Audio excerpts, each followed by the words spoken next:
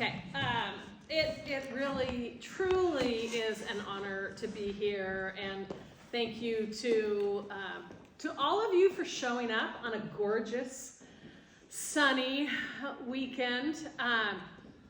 My name is Shannon O'Brien, and I am a former teacher, and you heard my my bio at the beginning, and I am also a sitting state senator.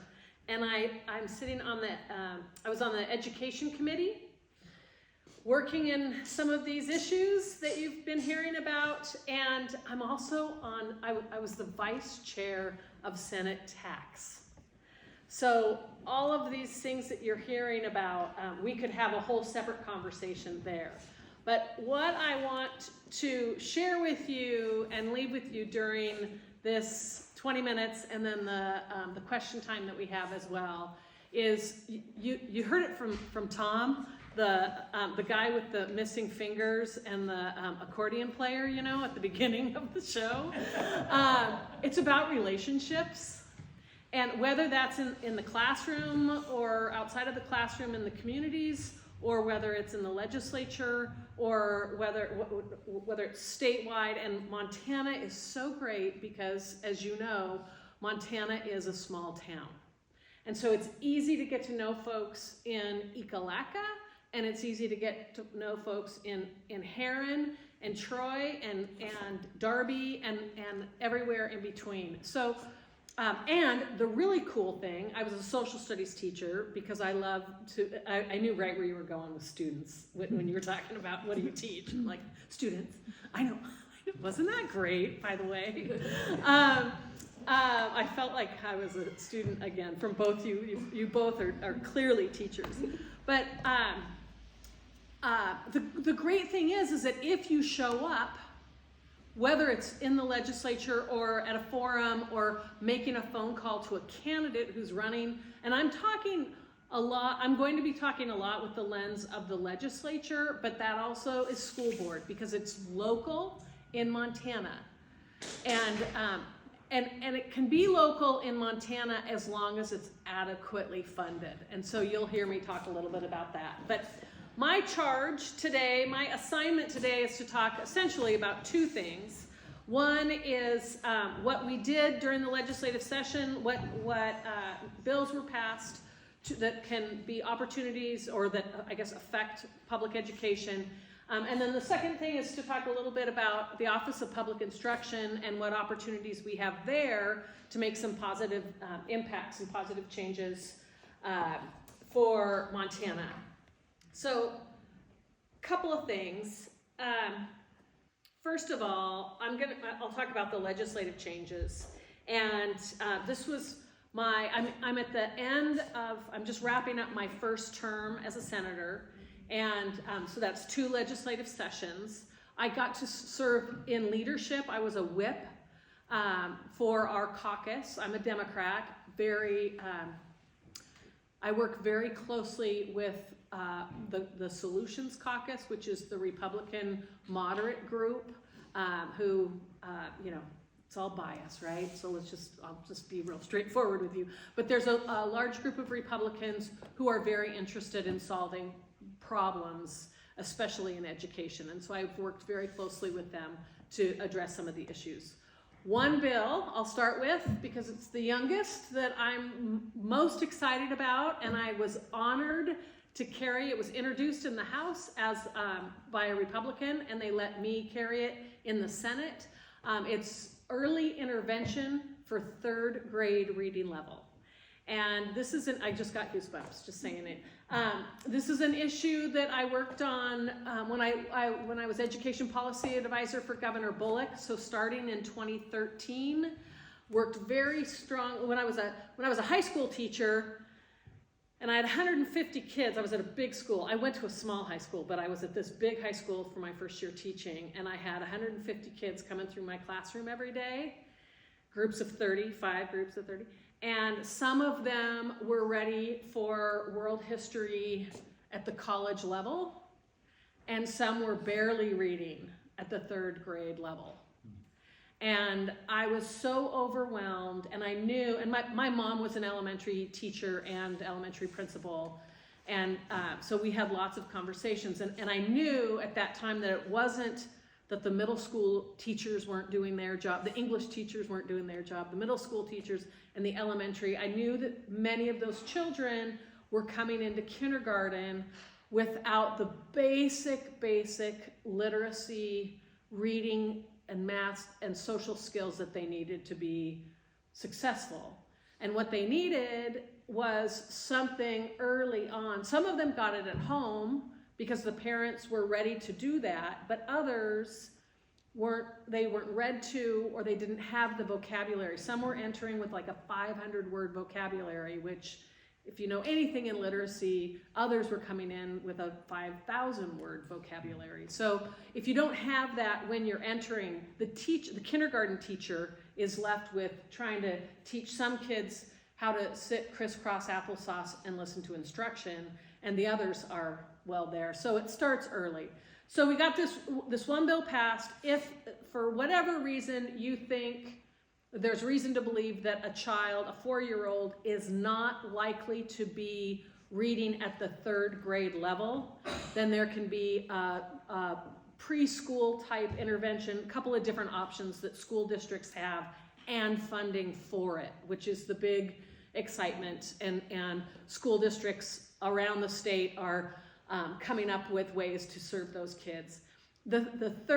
Most of you, I think, in this room are aware, the 3rd grade reading level is critical because that's typically when we shift from learning to read to reading to learn.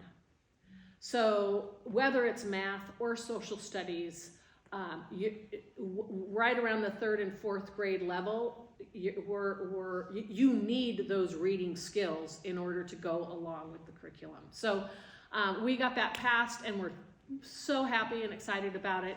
And as I traveled the state with my candidate hat, running for superintendent of public instruction, I'm hearing over and over again from superintendents and teachers and parents that they're really quite thrilled about that. So that was a major victory. Really the first time in the state has seen funding for that kindergarten readiness concept. Another thing I will mention is that, and one of the areas that we're working on for my campaign, but there are 2 issues, that kindergarten readiness, but it's also the teaching profession. And some of you may have been hearing there is a major teacher shortage crisis happening right now. And I don't use the term crisis lightly, but when we have 1,000 teacher vacancies in the state, when there should be like 9,000 teachers, 8,000 or 9,000 teachers, and 1,000 of 10% are vacant, that is a problem that needs addressing. And so one of the things, and we can certainly talk about teacher salary. We are 51st in the nation for starting teacher salary. I know around here, some school districts start at about $29, below $30,000 a year.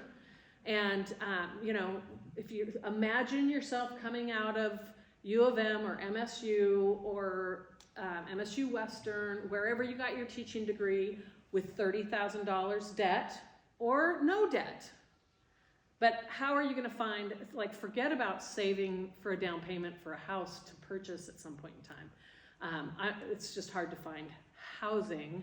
And I'm hearing that a lot. School districts can't find housing for their teachers. And so they're getting creative and building, they call them teacherages. They're building little duplexes that they can rent for very, very low rent or free for the first year or 2. Another bill I got to introduce, and when I say I got to do it, it takes a community of people to get these bills passed, believe me. But I got to carry a bill I got to introduce this bill that was, expanded the teacher loan assistance program. So first-year teachers, second-year teachers, third-year teachers, if they had student debt and they were willing to go to rural, meaning 20 minutes, there's a definition of that, 20 minutes away from a town of 15,000 or more, they could get a stipend in their first 3 years of $3,000, $4,000, $5,000 in their third year so that they would stick around and to help them. So there's lots of kind of creative ways. Another thing we passed that's being worked out now is a trust for health care for school districts. Many school districts, that's a heavy load to offer, financial load to offer insurance, health insurance. So now, why can't the state work together with the for the smaller districts? I'll also share there's a proficiency-based learning is something that is the legislature is keenly interested in, finding ways to help teachers kind of move students through at their own pace. There are a number of folks who are really interested in that. And then I will talk about the charter schools bills that passed.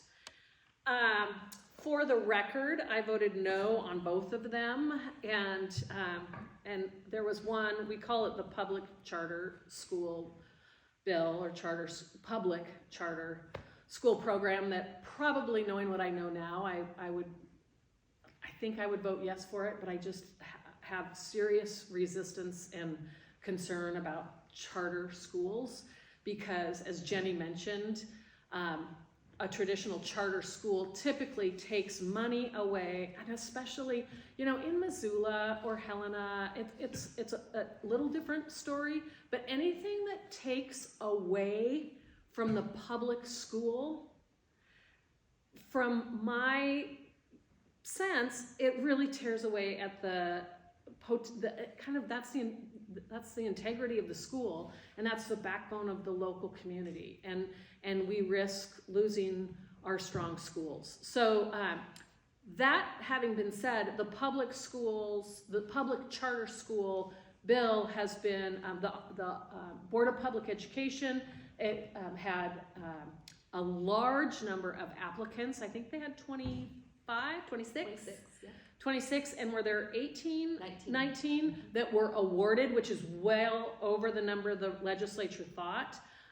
And lots of school districts are really excited about it. And so as I've been traveling the state, and I'm going around to all the regional superintendent mass groups, and they seem really excited about it. So I'm like, okay, I guess I can admit I was wrong.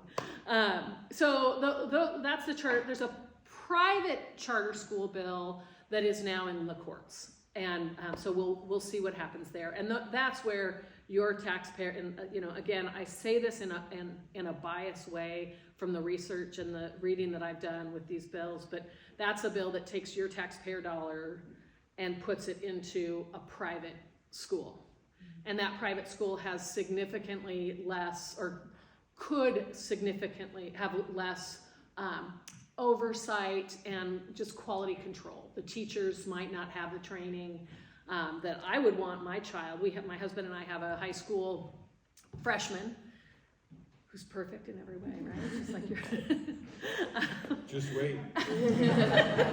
I have 3 of them like that. He's just perfect. But he, I don't want anything to, he's at Hellgate High School in Missoula, and he's thriving most of the time. He thinks that some of his classes are boring, but he's doing really well, and I don't want anything to take away from that. And I know those teachers are working really hard to be innovative and do some of those things that they know they're building those relationships, and working hard to understand how to make it better for all of their students.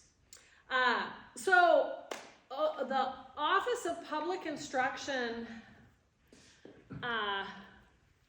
the opportunities there are okay. So my great grandmother, who lived to be 104 years old, was born in the Gallatin Valley on the Flying D Ranch. Her dad was the ranch manager there, and her uncle was named Tom Carter. Our boy is named Carter after him. And he was the first congressman for the state of Montana. So I'm wondering if he knew our first superintendent, I imagine. Very, very small town then. But my grandma Teen, my great-grandma, never spoke ill. I never heard her speak ill of anyone, ever. Just that if you can't say nothing nice, don't say nothing at all, that we heard on Bambi. and I try to practice that as best I can. And I am having a really hard time in this campaign doing that because it breaks my heart and it infuriates me what's happening at the Office of Public Instruction. And what I hear over and over again, and what needs to happen the most, is that office needs to be rebuilt. And there are a number of quality people there who are doing the best they can, given the circumstances, but over 90% turnover and a number of, maybe you've seen it in the newspapers, especially lately. It's not acceptable for our public schools. And the one basic thing is that superintendents or school personnel call the office to get data or to get just one question answered, and the phone, it goes to voicemail, and the callback day is every Tuesday or every other Tuesday for this 2-hour window of time.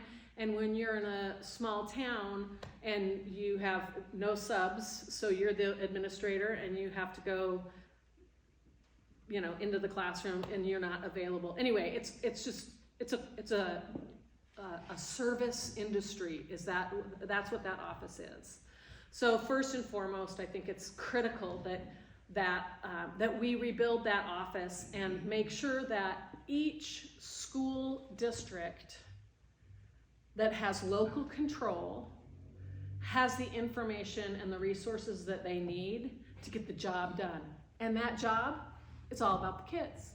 It's just helping build those relationships and making sure every single learner. So actually, Tom, I was laughing when you were talking about the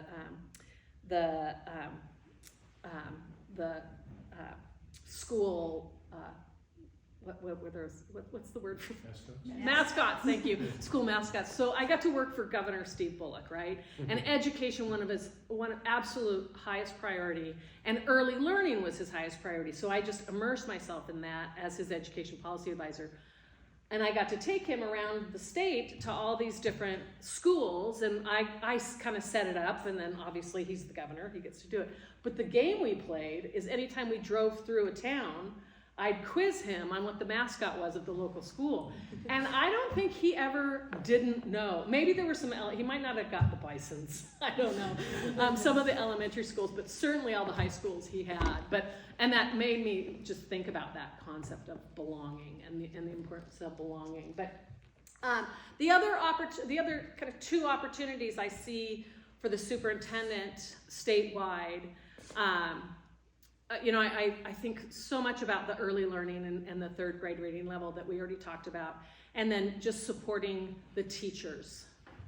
And that might mean supporting the HR director of a larger school district, or that might mean the curriculum director, or that might mean the superintendent, or if it's a two-person school district where there's a lead teacher and a county superintendent, that's what that is. So I think that those are just really essential. And I am so grateful that I'm in this, I look up and there's Jesus. I'm sorry. I told you we could be diversified. It may be Mohammed. Yeah, but it's all good though. I feel good about it. I am very grateful that I have this experience as on the executive side. I have classroom experience, and I was dean at Missoula College, so I have that 2-year post-secondary experience, but I also have this executive side of things where I am able to learn how to watch the legislature do its thing and pipe in here and there to say, well, this could impact it this way if we're really having to execute the law, that, understanding that.